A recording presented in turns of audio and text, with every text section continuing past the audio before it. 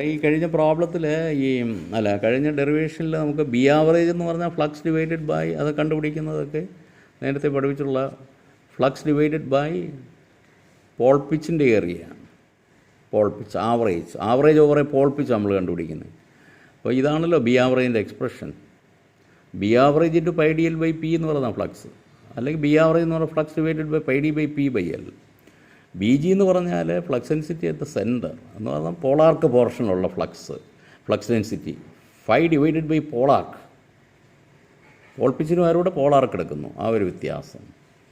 ഈ B average by B G എന്ന് പറയുന്നത് B average by B G ഈ റേഷ്യോ എടുക്കുമ്പോഴെന്താണ്, ഈ റേഷ്യോ എടുക്കുമ്പോൾ ഈ റേഷ്യോ കിട്ടുന്നു, this ratio pole arc by pole pitch is you get pole arc by pole pitch.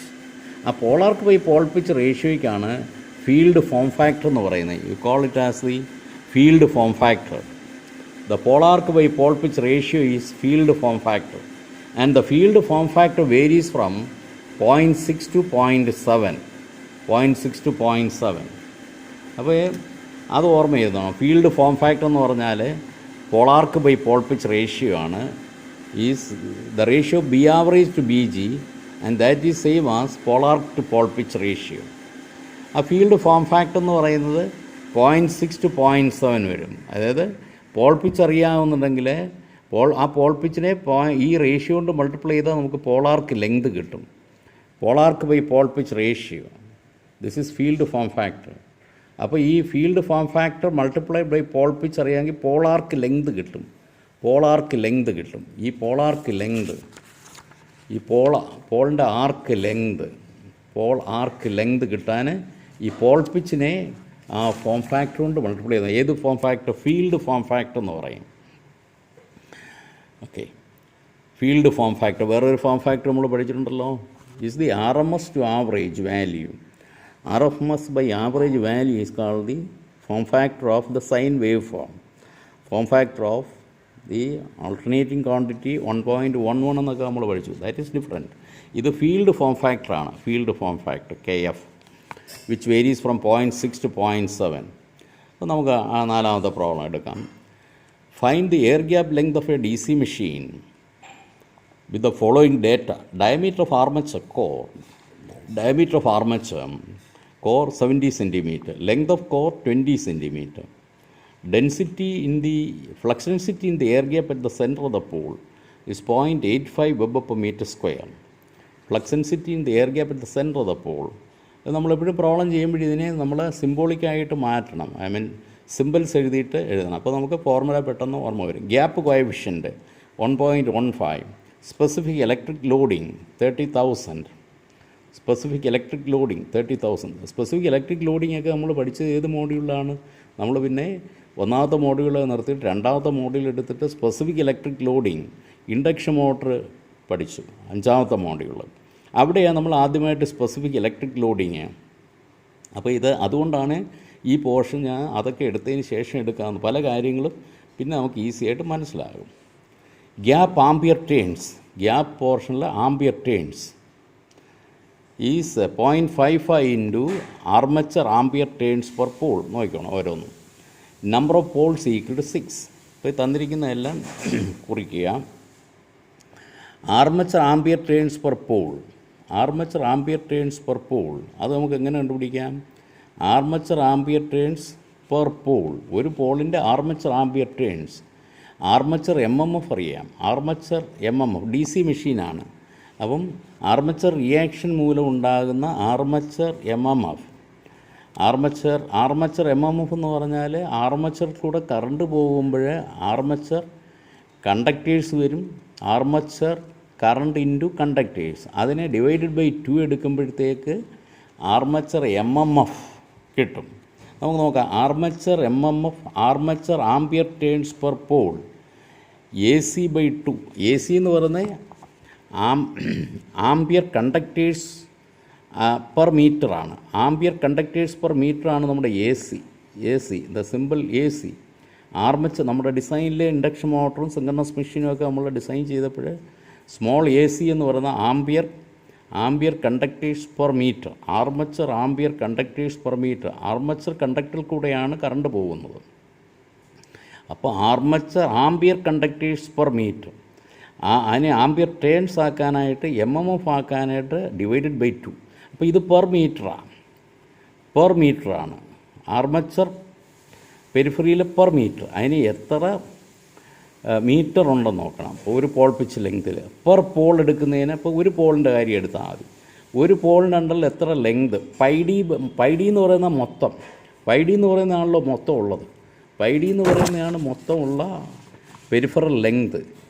അപ്പം പൈ ഡി ബൈ പി എടുക്കുമ്പോഴത്തേക്ക് ഒരു പോളിൻ്റെ പോർഷനിൽ കിട്ടും, ഒരു പോളിൻ്റെ പോർഷനിൽ pi D by P.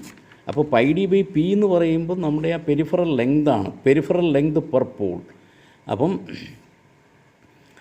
Armature conductors armature MMF per മീറ്ററാണ് ഇത് കിട്ടുന്നത്, പെർ മീറ്റർ ഇൻറ്റു എത്ര മീറ്റർ ഒരു പോളിൻ്റെ അണ്ടറിൽ.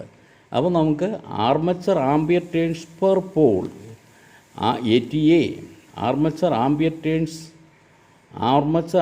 Turns per pole, armature ampere turns per pole ATA എന്ന് പറയുമ്പം AC/2, AC ഇവിടെ തന്നിട്ടുണ്ട്, AC ഈസ് 30,000 എന്ന് തന്നിട്ടുണ്ട്, divided by 2 into pi D, ബാക്കി മീറ്ററിലാണ് substitute, pi D by P, P6 എന്നാണ്. അപ്പം ampere turns of air gap relationship തന്നിട്ടുണ്ട്. Gap ampere turns equal to 0.55 times the armature ampere turns per pole. Armature ampere turns per pole എന്ന് പറയുന്നത്,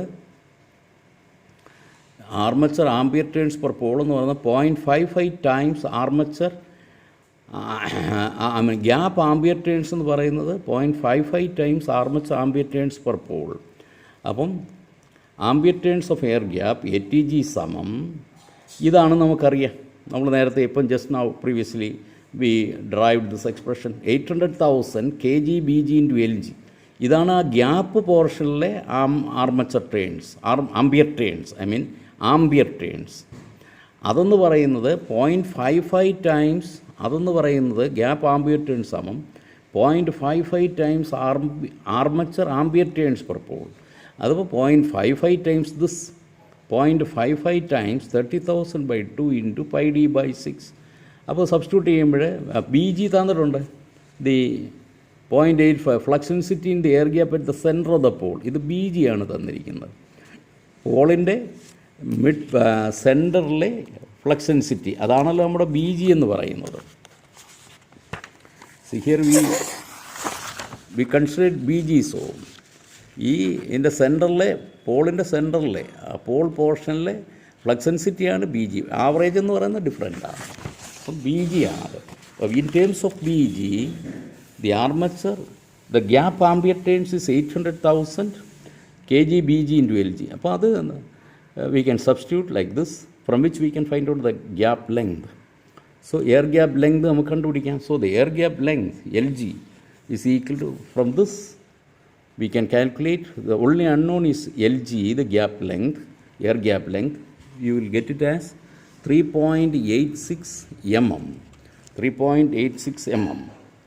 And the problem number 5, find the ampere turns per pole required for the air gap of a 6-pole lap connected DC generator with the following data: no load voltage 250 volts, gap length means air gap length 8 mm, pole pitch is 0.5 meter, pole pitch എന്ന് പറയുന്നത് അറിയാമല്ലോ, pi D by P. ഇതിൻ്റെ ഈ പോളിൻ്റെ centre മുതൽ ഈ നോർത്തും ഇപ്പുറത്തും വരുന്ന പോളും, അതിൻ്റെ സെൻറ്റർ മുതൽ ഈ പോളും ഇതിൻ്റെ ഇൻ്റർപോളാർ ആക്സിസ്, ഈ ഒരു പോളിൻ്റെ അധീനതയിലുള്ള ഡിസ്റ്റൻസ്, അതാണ് പോൾ പിച്ച്. അപ്പോൾ അത് 0.5 മീറ്ററാണ്. പോളാർക്ക് എന്ന് പറഞ്ഞാൽ ആക്ച്വൽ പോളിൻ്റെ arc length 0.33 metre. Gap contraction factor for slots and ducts 1.2. Gap contraction ഫാക്ടറാണ്. No unit. Armature conductors 2000, RPM 3000, armature core length 0.3 metre. ഇതെന്താണ്? DC മെഷീനാണ്, of a 6-pole lap connected DC ജനറേറ്ററാണ്. അപ്പോൾ അതിൻ്റെ കണ്ടക്ടേഴ്സും ഒക്കെ തന്നിട്ടുണ്ട്. അപ്പോൾ സ്വാഭാവികമായിട്ടും induced EMF E is equal to 5Zn/60 × P/A. The P is the number of poles, A is the number of parallel paths. A എന്ന് പറയുന്നത് പാരലൽ പാത്ത്സ് ആണ്. എത്ര പാരലൽ പാത്ത്സ് ഉണ്ടെന്നുള്ളത്. Phi എന്ന് പറഞ്ഞാൽ flux per pole, Z the total number of conductors, and N the revolutions per minute, the speed in RPM. So with the usual notations, നമുക്കറിയാവുന്ന എക്സ്പ്രഷനാണ് E is equal to phi Z by 60 into P by A. A എന്ന് പറയുന്നത് number of ഇത് lap connected മെഷീനാണ്. Lap connected machine ആകുമ്പോഴത്തേക്ക് lap connected generator എന്ന് പറയുന്നുണ്ട്. We know that A equal to P for A lap connected machine. A is equal to P for lap connected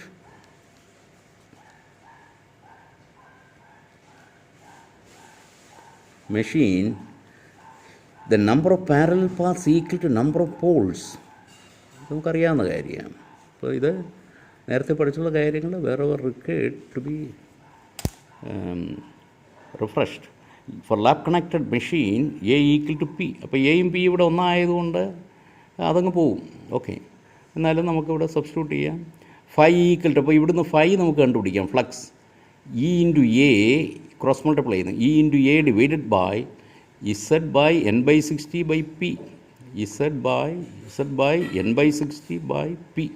P Y 1 6 6. അപ്പോൾ ഈ ഇവിടെ തന്നിട്ടുണ്ട് 250. No load voltage 250 തന്നിട്ടുണ്ട്.